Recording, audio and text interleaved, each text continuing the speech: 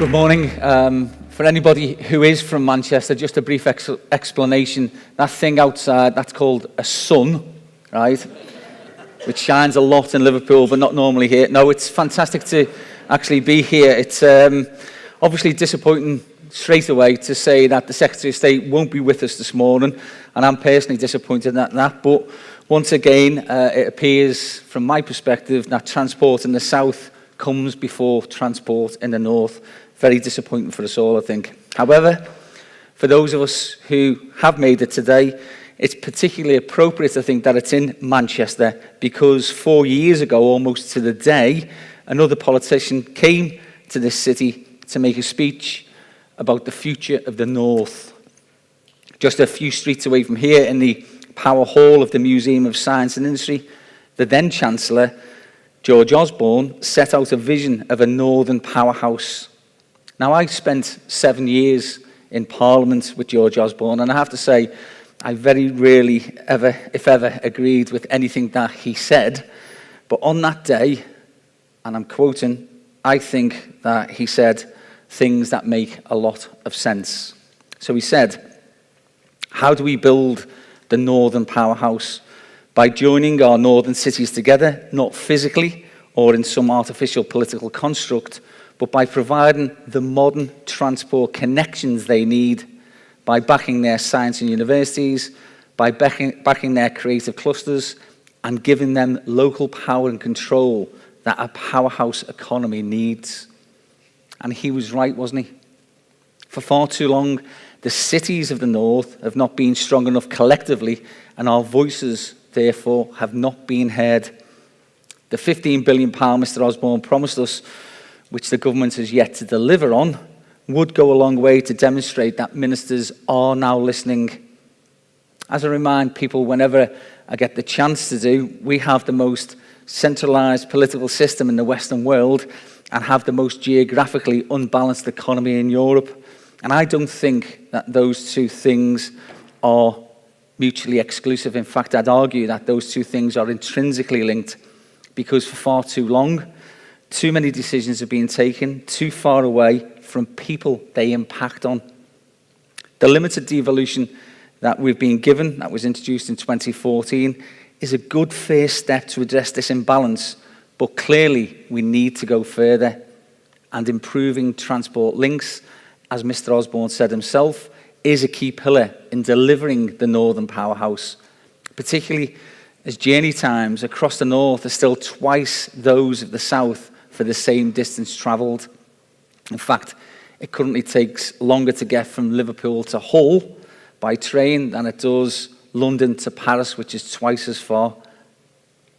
This is unacceptable, and things need to change. But credit where it's due. In the past 4 years, we have seen projects started which begin to make good on the promises made by George Osborne. Upgrades to the Liverpool Lime Street, signal improvements in West Yorkshire, and of course the Ordwell Cord here in Manchester. All signs of progress being made.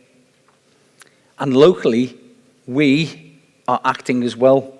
In my city region, we're investing nearly £500 million into brand new rolling stock, which is part of our plan to develop a 21st century transport system for our area. But as I stand here today, it's no understatement to say that the North's railways are on the cusp of a complete crisis. Many are questioning where all of the talk of a northern powerhouse is now. The ongoing disruption on Northern Rail is causing misery for passengers who are unable to rely on trains to get to and from work, or to even get to family or social engagements. And this simply can't be allowed to continue. And certainly, it can't be allowed to continue until November, as some suggest might be the case, because it may be a well-worn comparison, but I think we all know here that there's some truth in it, and that is that if this was happening in London, it would have been fixed by now.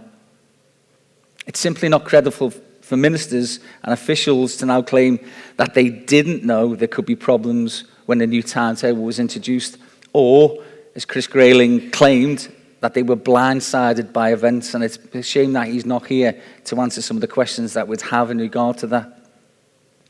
But the sad irony of this whole debacle is that had the new timetable been fully implemented, our services would have been improved, delivering real benefits to passengers, providing more frequent routes and faster rail journeys. But instead, we risk modal shift, driving regular commuters off our trains, potentially never to win them back again.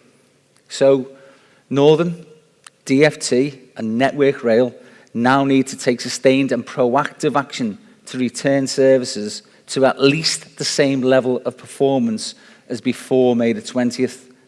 And we also need assurances that the same level of chaos won't be repeated when further timetable changes are implemented at the end of this year. Myself and many Northern leaders, some here today, have been clear about the timetable and the action that is needed with Northern, because the priority, of course, must be to give passengers the reliable rail service they deserve. And whilst interim emergency timetables have allowed passengers to plan better journeys, there are tentative signs of improvement, there's still far too many delays, cancellations, and overcrowded journeys. Passengers must quickly see further improvements, and Northern needs to set out a more ambitious plan for doing so than they currently are. And we need to see a much more detailed, comprehensive compensation package for those affected than the government is currently proposing. And this should certainly include season ticket holders, and we've had some guarantees on that, but potentially losses suffered to other passenger groups, by businesses, and to visitor economies. The very prosperity of the north of England depends on a resilient and reliable transport network, and the crisis needs to be resolved now, today, not in weeks, and certainly not in months. As one commuter tweeted to me last week, it's beyond a joke now. Given the chaos on our railways in the last few months, it's right and understandable that the majority of the public's and the media's focus has been on the unacceptable performance of Northern. But we mustn't forget that the disruption has primarily been caused by Network Rail's failure to deliver planned and promised infrastructure upgrades on time and on budget.